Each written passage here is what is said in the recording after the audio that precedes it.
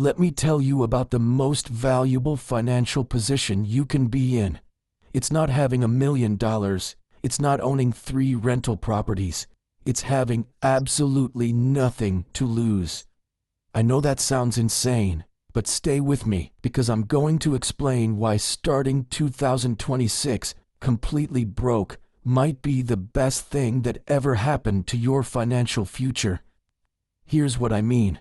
When you have $0, you have 0 obligations to maintain a lifestyle that's draining you.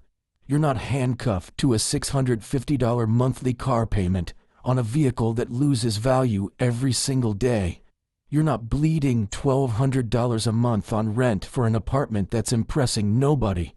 You haven't locked yourself into the financial prison that traps most middle-income earners, the trap where you make decent money but spend every penny maintaining appearances.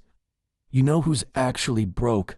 The person making $85,000 a year who spends $84,000. They can't take risks, they can't invest aggressively, they can't make bold moves because they're terrified of losing their carefully constructed lifestyle. They're financially paralyzed. But you, starting with nothing, means you can move fast, you can experiment, you can try approaches that people with something to protect would never attempt, and that freedom is worth more than their BMW. Now, let me be brutally clear about something. Most people starting 2026 with empty bank accounts will end 2026 exactly the same way. They'll spend the next 12 months blaming external forces, the job market, interest rates, their employer, the government. And next January, they'll be having the same conversation with themselves, wondering why nothing ever changes. I'm going to give you the plan that breaks that cycle. Not motivational fluff, not vague advice about working harder. A specific, month-by-month blueprint that transforms $0 into financial stability by December, but only if you actually execute it. January is not about making money. January is about stopping the hemorrhaging. If you're starting this year broke, it's because your expenses exceed your income. That equation has to flip immediately, not gradually, not when you feel ready, right now. Here's what I would do on January 2nd. I'd open my bank statements and credit card bills from the last 3 months. I'd write down every recurring charge, every subscription, every automatic payment, every habitual expense, and then I'd eliminate 60% of it. Let's run the numbers on what this actually looks like. Transportation. If you have a car payment, that vehicle is destroying your financial future. Let's say you're paying $425 a month on a 5-year loan for a $28,000 SUV. Over the full term, you'll pay $25,500 for a vehicle that'll be worth $12,000 when you're done. You're literally burning $13,500. Here's the move. Sell it. Yes, you might take a loss if you're underwater on the loan. Do it anyway. Buy a $4,500 Honda Accord with 140,000 miles. It'll run for another 100,000 miles if you maintain it. Your insurance drops from $185 to $75 monthly. You just freed up $535 every single month. Over 1 year, that's $6,420 in your pocket instead of the bank's. Food. The average American spends $3,600 annually eating at restaurants. That's $300 monthly for food that becomes waste within 24 hours. I'd cut that to 0 for the next 12 months, not reduce it, eliminate it completely. Instead, I'd spend $240 monthly on groceries, bulk rice, dried beans, eggs at $4 a dozen, chicken thighs at $1.80 per pound, sweet potatoes, frozen vegetables. You can eat well on $8 a day if you actually cook. The swing from $300 monthly dining out to $240 in groceries saves you $720 over a year. Plus, you're eating healthier. Subscriptions and memberships. This is where most people are getting destroyed by small cuts. Netflix at $16, Spotify at $11, Gym at $45, Amazon Prime at $15 monthly, that gaming subscription for $12, the meal kit service at $80 weekly, cloud storage at $10. Add it up and you're bleeding $200 to $300 every month on services you barely use. All of it goes. Every subscription, every membership. You can read free books from the library. You can do bodyweight exercises in your apartment. You can listen to podcasts instead of streaming music. Is it less convenient? Yes. Is it temporary? Also yes. Cutting $250 in subscriptions saves you $3,000 over the year. Let me add this up. Car payment and insurance, $6,420 saved. Food transition, $720 saved. Subscriptions eliminated, $3,000 saved. That's $10,140 in 1 year from 3 categories. We haven't even touched housing, phone plans, or impulse purchases. This is the foundation. You cannot build wealth while money pours out of your life faster than it comes in. January is about plugging every leak. And yes, your life will be less comfortable. That's the entire point. Comfort is what got you to $0. Discomfort is what gets you out. Once the bleeding stops, we have a different problem. You can't save your way to wealth when you're starting from nothing. If you're making $2,800 monthly and you cut expenses to $2,200, congratulations, you're saving $600 a month. In a year, that's $7,200. That's not nothing, but it's not going to change your life trajectory. We need to attack income hard for 60 days. Here's my strategy if I was executing this plan today. I'd work 3 income streams simultaneously, not sequentially, at the same time. Income stream 1 is the primary job, whatever pays the most per hour that I can secure within 1 week. If I have a college degree, I'm applying to executive assistant roles, project coordination positions, junior analyst jobs, anything in the $45,000 to $55,000 range. If I don't have a degree, I'm looking at sales positions with commission structures, skilled trades like HVAC or plumbing that'll train me, or technical support roles that value problem solving over credentials. The goal is to lock in $3,200 to $3,800 monthly in base income. That's the foundation. Income stream 2 is skilled freelancing in the evenings. And I'm not talking about random gig work. I mean selling a specific skill at market rate. If I can write clearly, I'm offering blog posts to small businesses at $150 per 1,000-word article. 4 articles a week is $2,400 monthly. If I understand basic graphic design, I'm creating social media graphics for real estate agents at $75 per set. 8 clients weekly is $2,400 monthly. If I can analyze data in Excel, I'm offering spreadsheet automation to overwhelmed entrepreneurs at $100 per project. 6 projects weekly is also $2,400 monthly. The math is simple. 3 hours nightly, 5 days a week, at an effective rate of $40 hourly, gets you $2,400 extra per month. Income stream 3 is pure volume weekend work. Saturday and Sunday, 8 hours each day, doing whatever generates immediate cash. Delivering food pays $18 to $25 hourly in most cities. Driving for ride-share during peak hours can hit $30 an hour. Handyman work through TaskRabbit averages $45 hourly if you're competent with basic repairs. Let's be conservative and say you average $20 hourly. 16 hours weekly over 4 weeks is $1,280 additional monthly. Now let's add it up. Primary job, $3,500 monthly. Evening freelancing, $2,400 monthly. Weekend gig work, $1,280 monthly. Total monthly income, $7,180. Your expenses after January's cuts, $2,200. Your monthly surplus, $4,980. Over 8 weeks, February and March, you save $9,960. Let's call it $9,000 after unexpected expenses and taxes. In 60 days, You went from $0 to $9,000. That's not theoretical, that's math.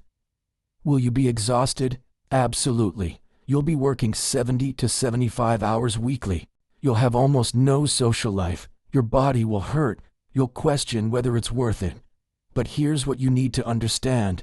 This isn't forever. This is 2 months, 60 days of maximum effort in exchange for escaping the poverty trap that's held you for years. That's the trade, and it's the best trade you'll ever make. Once you hit $9,000 in savings, something interesting happens psychologically. You start to feel less desperate, and that's dangerous because feeling less desperate makes you want to celebrate, want to invest it, want to upgrade your life. Don't. Not yet. Here's what kills most people who start building wealth. They invest too early. They get their first $5,000 or $10,000 saved, they put it into stocks or crypto, and then an emergency happens. The transmission fails, a medical bill hits, they lose their job, and suddenly they're selling their investments at a loss to cover basic survival. They're back to zero, and worse, they're demoralized. They quit. I've watched this pattern destroy financial comebacks for 2 decades. People get excited, they invest prematurely, life happens, and they're done. So instead, from April to June, we're doing something boring. We're building what I call the survival buffer. That's $18,000 in cash, sitting in a high-yield savings account earning 4.5%, not in stocks, not in real estate, in boring, liquid, accessible cash. Why $18,000 specifically? Because that covers 6 months of your $3,000 in essential monthly expenses: rent, utilities, minimum food, insurance, debt minimums. If everything falls apart, if you lose all 3 income streams simultaneously, you can survive for half a year while you rebuild. Financial advisors will tell you this is stupid. They'll say you're losing money to inflation, that cash is trash, that you should be in the market. Ignore them. They've never been broke. They don't understand that the worst financial position isn't holding cash that earns 4.5%. The worst position is having 0 cash when crisis hits. So, for 3 months, April through June, the mission is identical to February and March. Keep the 3 income streams running. Keep expenses at $2,200. Keep banking $5,000 monthly. By the end of June, you'll have $24,000 saved. $18,000 becomes your untouchable emergency fund. The other $6,000 becomes your investment capital. And here's what changes. Your entire relationship with money shifts. You stop making decisions from fear. You stop accepting bad employment because you're desperate. You stop one emergency away from financial collapse. You have options, and options are the beginning of actual wealth. Now, finally, we invest, but not where most people think. You have $6,000 in investment capital. The conventional advice says, put it in index funds, buy some dividend stocks, start building that portfolio. And eventually, yes, that's exactly what you'll do. But right now, today, the highest return investment available to you isn't in the stock market. It's in your ability to earn money, and the returns aren't even close. Let me show you what I mean with actual math. If you put $6,000 into the S&P 500 and it returns 10% annually, in 1 year you have $6,600. You made $600. That's not bad. Over 10 years with compound growth, that $6,000 becomes $15,562. That's good. But we're not playing a 10-year game right now. We need transformation in 12 months. Instead, what if you invested that $6,000 into doubling your hourly earning rate? Let's say you're currently making $22 hourly at your primary job. That's $45,760 annually. If you spent $3,500 on a coding boot camp that takes 3 months and gets you a junior developer role at $75,000 annually, you just increased your income by $29,240. In year 1 alone, you made a 734% return on your $3,500 investment. Or let's say you're making $19 hourly in retail. You spend $2,800 getting a real estate license, which takes 2 months of evening study. You start selling homes part-time while keeping your job. You close one $350,000 house every other month at 3% commission split with your broker. You're making $21,000 annually in additional income. That's a 650% first-year return. Or maybe you're in hospitality, making $16 an hour. You spend $4,000 on a commercial driver's license and training. Within 90 days, you're driving locally for $28 an hour. That's $24,960 annual increase on a $4,000 investment. That's a 524% return. Do you see the pattern? When you're starting from a low baseline income, investing in skills that increase your earning power generates returns that the stock market cannot touch. So here's what I'd do with that $6,000 in July and August. I'd spend $4,000 on the certification, training, or education that creates the biggest income jump.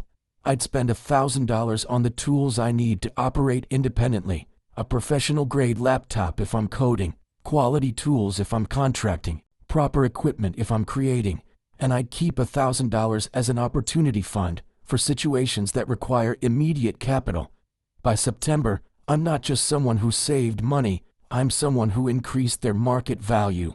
And that's the foundation of every fortune that's ever been built. By September, if you've executed everything, your financial position is unrecognizable from January. You have $18,000 in emergency reserves. You've invested $4,000 in skills that increased your primary income from $3,500 monthly to $5,500 monthly.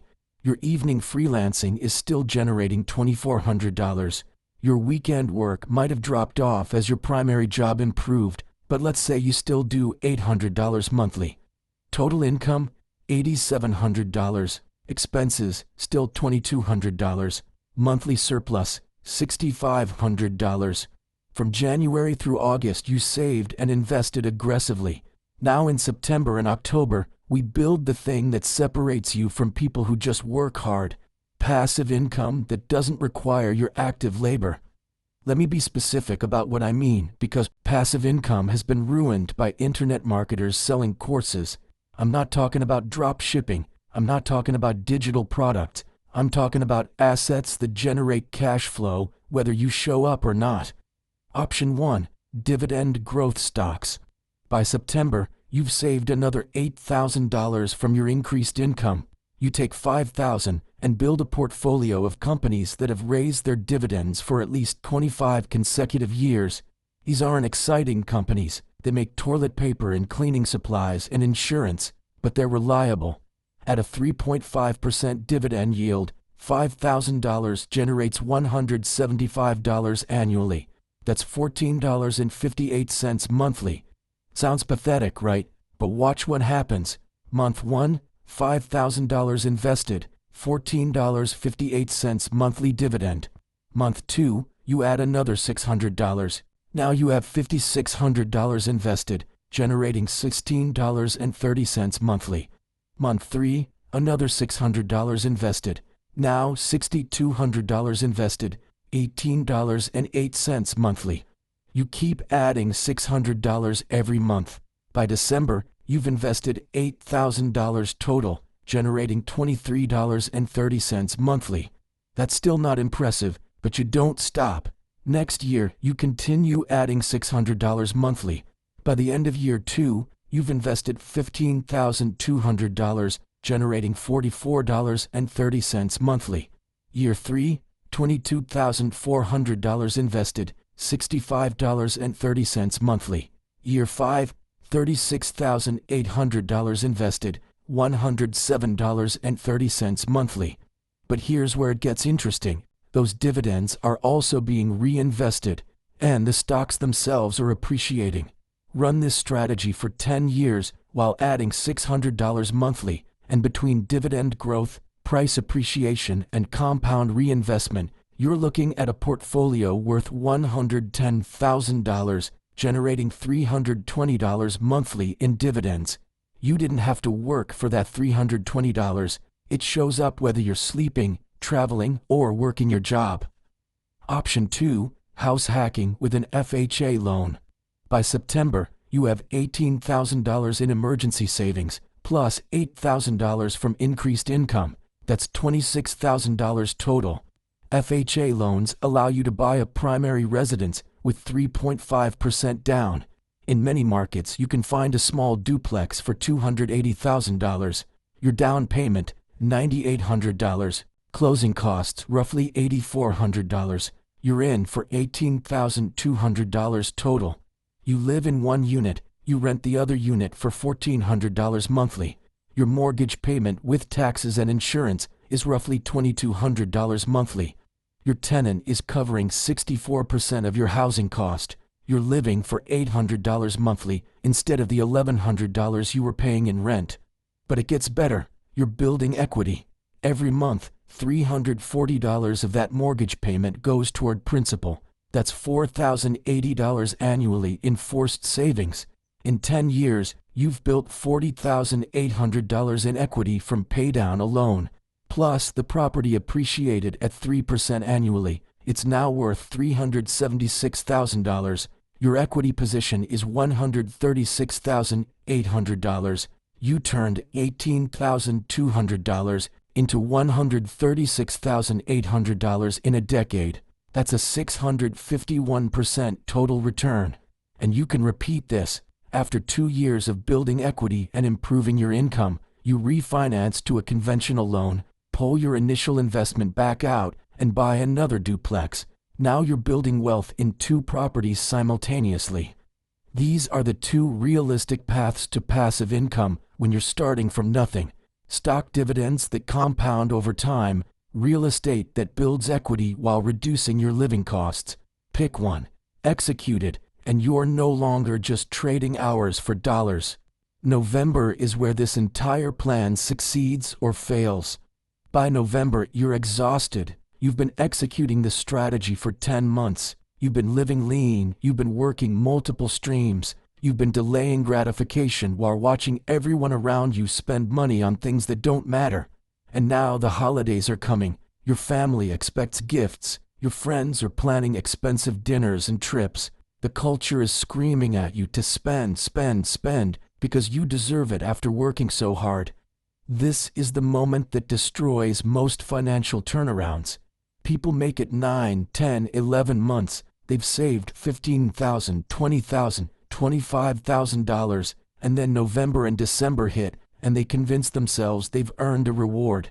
They spend $3,500 on holiday gifts, travel, and celebration, and January arrives with their progress cut by 15%. I'm telling you right now, don't do it. Here's what I do in November. I'd tell everyone in my life directly and clearly that I'm not participating in expensive holiday traditions this year. No $75 dinner parties, no $200 gift exchanges, no $600 weekend trips. Instead, I'd give people my time. I'd cook them a meal. I'd write them a letter. I'd create something by hand. Some people will understand, most won't. They'll think you're being cheap. They'll judge you. They'll make comments. Let them. They're not paying your bills. They're not building your financial future. Their opinions are worth exactly zero. In November, I'd do something else. I'd calculate exactly where I stand against where I projected in January. Income earned, how much? Money saved, how much? Investments made, where? Skills acquired, which ones? And I'd measure the gap between plan and reality. If I'm ahead of target, I'd ask why and how to replicate it. If I'm behind, I'd identify the leaks and fix them before December. November isn't about celebration. November is about protecting the progress you've made from the cultural forces that want to take it away. Hold the line. Don't break. You're 30 days from finishing what most people never even start.